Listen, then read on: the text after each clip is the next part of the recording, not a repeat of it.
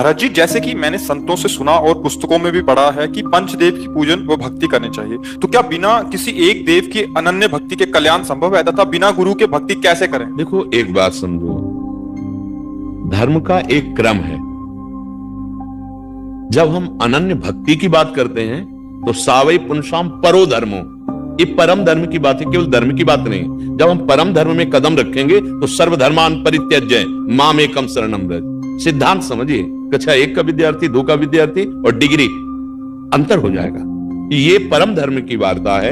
लोक धर्म, वेद धर्म इसके सिद्धांत हैं, लेकिन जब हमारे हृदय में मुमुक्षुता प्राप्त करने की बात आएगी, हमें भगवत प्राप्ति की बात आएगी, तो धर्मम भजस्व सततम त्यज लोक धर्मान सेवन सदा साधु पुरुषन जहि काम तृष्णाम। लोक धर्म का त्याग करके भागवत धर्म में स्थित होकर उस तत्व को प्राप्त किया जाता है। तो जब अगर हम एक परमात्मा तत्व को सब में भावना कर लेते हैं तो सबकी सेवा हो जाती है, सबकी कृपा प्राप्त हो जाती है। फिर ये पंचदेव या अलग किसी की उपासना की आवश्यकता नहीं होती। जैसे वृक्ष के मूल में जल चढ़ा दे तो डाल, पत्ते, फूल, फल सबको प्राप्त हो जाता है। ऐसे जितने लोकपाल हैं, यहाँ तक परमेष्ठी पद में विराजमान ब्रह्मा जी, भगवान शिव, सब भगवान ही है, दूसरा कोई नहीं। और मूल श्री भगवान को जब अपना जीवन अर्पित कर दिया, सारी सेवाएं अर्पित कर दी, तो सब प्रसन्न हो गए।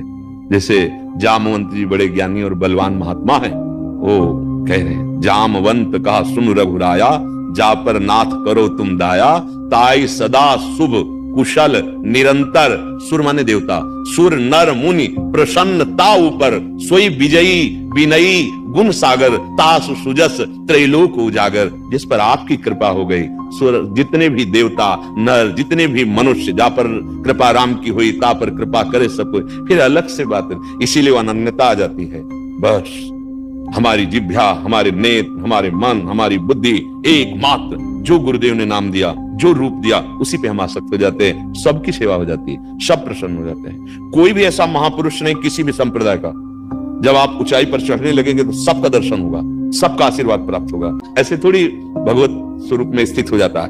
किसी भी संप्रदाय के संतों में भेदभाव नहीं, जो ऊपर उच्च कोटि के हैं, व्यक्त या अव्यक्त, जो ऊंचाई पर पहुंचा सब एक हो जाते हैं, और जो ऊंचाई पर नहीं हो वहीं यहाँ सब एक दूसरे की निंदा, लड़ाई झगड़ा, ये सब बातें होती है। जितने भी देवता हैं, जितने भी भगवत स्वरूप हैं या चराचर हैं, वो सब भगवत स्वरूप, कोई अंतर नहीं। किसी एक को पकड़ लो, वही आपको भगवत प्राप्ति करा देगा। एक को, किसी एक को, लेकिन भगवत भाव से। अगर भगवान में भी भगवत भाव नहीं तो भी बात नहीं बनेगी।